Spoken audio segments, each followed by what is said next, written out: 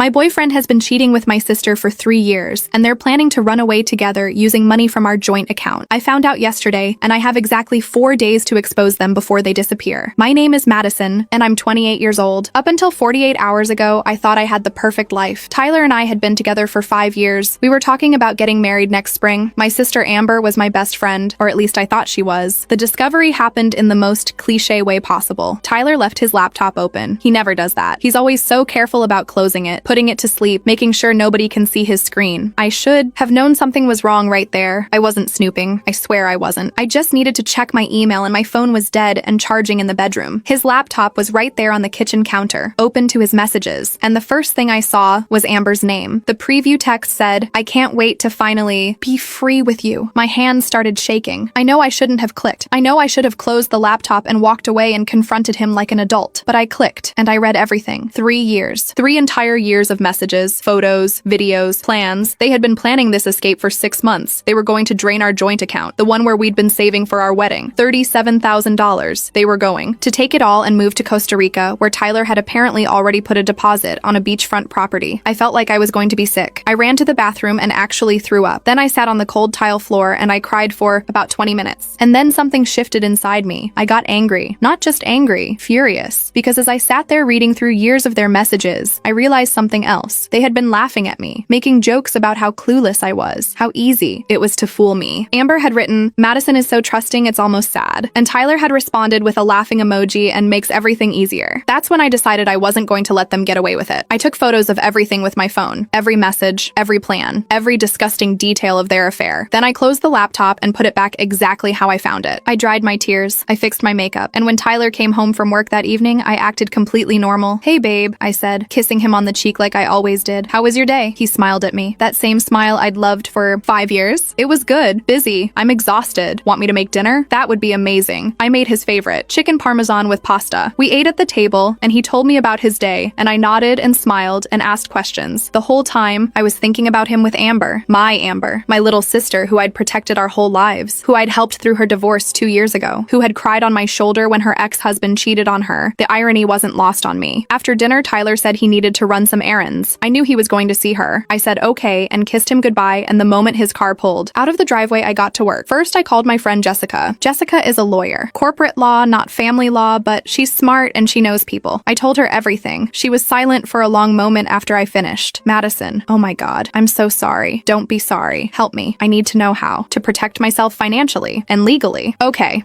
let me think. I could hear her moving around, probably grabbing a notepad. "The joint account. When are they planning to take the money?" 4 days from now. They have plane tickets for Saturday morning. "All right, here's what you do. Tomorrow, first thing, you go to the bank. You tell them you need to change the account to require dual authorization for any withdrawals over a certain amount, say $500. You have every right to do that since it's a joint account. They can't take the money without both of you present. Won't Tyler notice when he tries to access it? Maybe, but by then you'll have already documented everything. Which brings me to the next thing. You need to gather more evidence, financial records, proof that they were planning this together, emails, texts, anything that shows premeditation. That matters if this gets ugly. It's going to get ugly. Yeah, probably." Jessica paused. "What are you going to do about Amber?" That was the question, wasn't it? What was I going to do about my sister? "I don't know yet," I admitted, "but I'll figure it out." We talked for another hour. Jessica gave me the names of a good family lawyer and a financial advisor. She told me to open my own bank account and start moving my personal funds there immediately. She told me to change my passwords on everything. She told me to document every interaction with Tyler from this point forward. I did all of it. That night, after Tyler came home smelling like Amber's perfume, after he kissed me goodnight and fell asleep beside me, I lay awake making plans. The next morning, I woke up early. Tyler was still sleeping. I got dressed quietly and drove to the bank the moment they opened. The account manager, a nice woman named Patricia, looked concerned as I explained what I needed. "I just want to make sure any large withdrawals require both account holders to be present," I said. "For security purposes." "Of course. That's very wise." She made the changes in the system. "Is everything all right, dear?" I almost broke down right there, but I held it together. "Everything's fine. Just being cautious." From the bank, I drove to my parents' house. Mom was in the garden like she always was on Thursday mornings. She looked up when I walked through the gate and her smile faded immediately. "Madison, what's wrong? Is Dad home?" "He's inside." "Honey, you look terrible. What happened?" I couldn't tell her. Not yet. Not until I had everything in place. "I just need to talk to you both about something. Can we go inside?" We sat at the